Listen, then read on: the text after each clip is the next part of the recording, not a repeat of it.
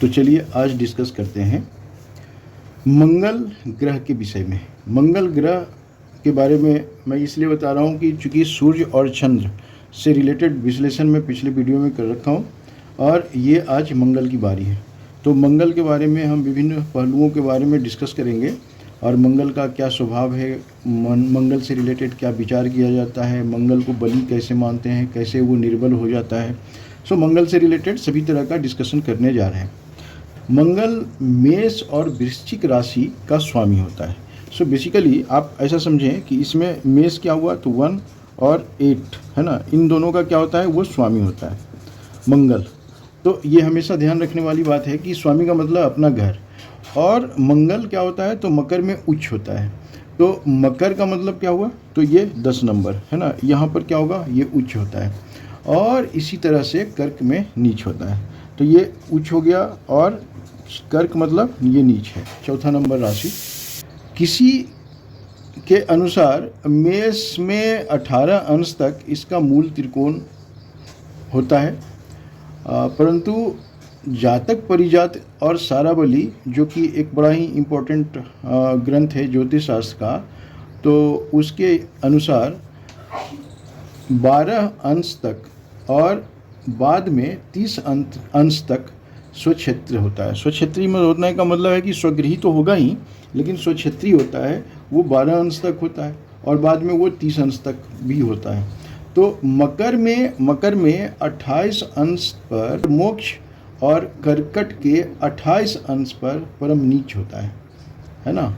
और मतलब इसका स्वभाव ये है कि ये पापग्रह होता है और धैर्य और पराक्रम का स्वामी होता है ये मंगल। रंग में अति लाल होता है, बहुत ज़्यादा लाल मंगल का रंग होता है।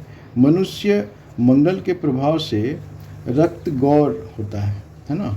और यह दक्षिण दिशा का स्वामी होता है और ये पुरुष ग्रह कहलाता है।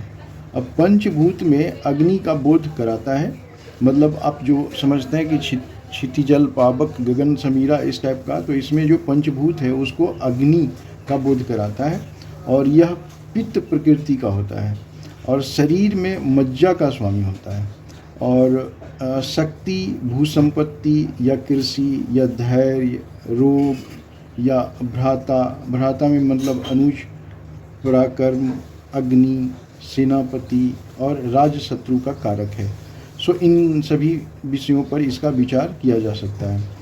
तीसरे और छठे स्थान का कारक है मंगल और यह द्वितीय स्थान में निष्फल होता है। ये ध्यान देने वाली बात है कि जो कुंडली के दूसरा भाव है उसमें ये निष्फल होता है। जातक के शरीर के मतलब पीछे वाला भाग मतलब पुट्ठा जिसको बोलते हैं और निर्बलता इस ग्रह पर बहुत निर्भर करता है। यह शुष्क ग्रह है और 10वें भाव में दिग्बली होता है ना। और बकरी या फिर ग्रह युद्ध में पराजय करने पर या फिर चंद्रमा के साथ रहने पर इसे चेष्टा बल होता है, मतलब चेष्टा बल होता है। तो अपने स्थान से मंगल चौथे, 7वें और 8वें स्थान पर पूर्ण दृष्टि डालता है। तो देखिए चौथा, 7वां और 8वां इसका पूर्ण 3 दृष्टि होता है और यह लंका में उत्तर कृष्णा नदी पर्यंत देशों का स्वामी है, ऐसा माना जाता है मंगल का विचार। इसी तरह से अब हम करें बुध की बात, तो बुध में क्या है कि बुध में आप जानते हैं कि ये मिथुन और कन्या का स्वामी होता है। मतलब मिथुन का मतलब 3 और कन्या का मतलब 6, तो ये नंबर है ना इसका स्वामी होता है। और कन्या में ये उच्च भी होता है ना। और मीन में यह नीच भी होता है। कन्या के 15 अंश पर ये परम उच्च होता है और मीन के परम अंश पर ये परम नीच होता है ना। ज्योतिषियों के अनुसार कहा जाता है कि कन्या में 16 से 20 अंश तक इसका मूल त्रिकोण होता है और जातक परिजात और शंभु होरा है ना। शंभु होरा प्रकाश ये पुराना ग्रंथ है ज्योतिष शास्त्र का। इसके अनुसार 16 से 25 अंश तक मूल त्रिकोण और 26 से 30 अंश तक स्वक्षेत्रीय होता है। बुध स्वभावतः नहीं तो पाप होता है और नहीं तो शुभ होता है, लेकिन क्या है कि पाप ग्रह या फिर क्षीण चंद्रमा के साथ होने पर वो पाप ग्रह जैसा विचार करता है, और अगर कोई शुभ ग्रह के साथ है तो वो शुभ जैसा ही इसका विचार होता है। लग्न में रहने से बलि होता है, और बकरी या फिर चंद्रमा के साथ रहने से चेष्टा बल होता है। सूर्य से 29 अंश पर रहने से बुध की ज्योति रहती है, और यह वाणी का स्वामी है। इसका रंग हरा होता है ना। बुध का रंग हरा होता है। बुध के प्रभाव से जातक का रंग श्याम वर्ण होता है। यह उत्तर दिशा का स्वामी होता है, और ये नपुंसक ग्रह माना जाता है, और पंचभूत में इसका पृथ्वी माना जाता है। और वात पित्त कफ जो त्रिदोष होता है धातु कारक होता है, और ज्योतिष विद्या, चिकित्सा शास्त्र, मामू या राजकुमार, या बोलने की शक्ति से रिलेटेड, या गणित से रिलेटेड ज्ञान, या फिर लिखने में, है ना, या फिर कला का शास्त्र से रिलेटेड, या फिर शिल्प में, या वकालत में, या वाणिज्य मतलब बिजनेस से रिलेटेड, है ना, इन सभी का विचार बुध से ही होता है। ये और चतुर्थ और दशम स्थान का कारक होता है, लेकिन चतुर्थ स्थान में यह निष्फल होता है ना। और मानव के जीव और उच्चारण के अवयवों का बुद्ध से विचार किया जाता है। अब आप देखते होंगे कि बहुत लोग का उच्चारण, प्रोनाउंसिएशन का प्रॉब्लम होता है, या उसके वाणी का जो विचार होता है वो डिफरेंट होता है, तो इससे बुद्ध का ही विचार किया जाता है। और यह शुष्क ग्रह है, और इसके स्थान से सप्तम स्थान पूर्ण दृष्टि से देखता है। यह विंध्या पर्वत से उत्तर गंगा नदी पर्यंत देशों का स्वामी है, ऐसा बुद्ध का विचार माना जाता है। उसी तरह से अगर हम बात करें कि बृहस्पति है ना, बृहस्पति में क्या है, तो बृहस्पति के लिए धनु और मीन राशि का स्वामी होता है। धनु और मीन 9 और 10 राशि का स्वामी ये हो जाता है। कर्क में ये उच्च होता है ना, और मकर में ये क्या होता है, नीच होता है। तो मुख्य रूप से ऐसा माना जाता है। अब क्या है कि कर्क के 5 अंश है ना, 5 अंश तक ये अति उच्च माना जाता है, और मकर के 5 अंश तक ये अति नीच माना जाता है। अब विभिन्न ज्योतिषियों के अनुसार ऐसा माना जाता है कि धनु का 13 अंश तक बृहस्पति का मूल त्रिकोण होता है, जो कि मतलब ऐसा विभिन्न ज्योतिषियों का विचार है। लेकिन जातक परिजात और शंभु होरा प्रकाश के अनुसार 20 अंश तक है ना, स्वभावतः यह शुभ ग्रह है और सुख तथा ज्ञान का सूचक होता है। ये बृहस्पति शुभ ग्रह होता है, ज्ञान का सूचक होता है, परंतु जातक परिजात होरा प्रकाश के अनुसार 1 से 20 अंश तक ऐसा माना जाता है। स्वभावतः यह शुभ ग्रह होता है और सुख तथा ज्ञान का सूचक होता है। बृहस्पति है ना, सुख और ज्ञान से संबंधित। इसका रंग पीला होता है, और जातक का रंग कांच वर्ण का होता है। पूर्वोत्तर दिशा का स्वामी होता है, और पुरुष ग्रह होता है ये। बृहस्पति पंचभूत में आकाश सूचक है। बृहस्पति लग्न में बलि और बकरी या चंद्रमा के साथ रहने से चेष्टा बलि होता है। यह ग्रह चर्बी तथा कफ धातु की वृद्धि करने वाला होता है। धर्म, कर्म, देव, ब्राह्मण, गृह, पुत्र, बंधु, पौत्र, पितामह, शत्रुघ्न, मित्र, मंत्री या कोषाध्यक्ष या धन का है ना, धनागार जो कहते हैं, विद्या या उदर तथा देश का कारक होता है। 5वें स्थान में निष्फल होता है, ये इम्पोर्टेंट बात है। 5वें स्थान में निष्फल हो जाता है, और 5, 9, 10 और 11 स्थानों का कारक होता है। कारक किसका होता है, तो 5, 9, 10 और 11 स्थान का मतलब भाव का ये कारक होता है। यह पुरुष ग्रह है, और 5म, 7म और 9म स्थानों में इसकी पूर्ण दृष्टि से देखने की क्षमता होती है। और गौतमिका नदी से विंध्याचल, विंध्यगिरी पर्यंत देशों का स्वामी बृहस्पति को माना जाता है। इसी तरह से अब बात करें शुक्र की, है ना, तो शुक्र वृक्ष राशि, मतलब वृक्ष मतलब दूसरा, और तुला, तुला का मतलब है कि मेष, वृक्ष, मिथुन, कर्क, सिंह, कन्या, तुला मतलब सातवां। ये दोनों राशि का ये स्वामी माना जाता है। और मीन में ये उच्च होता है, मीन मतलब 10 नंबर में ये उच्च होता है।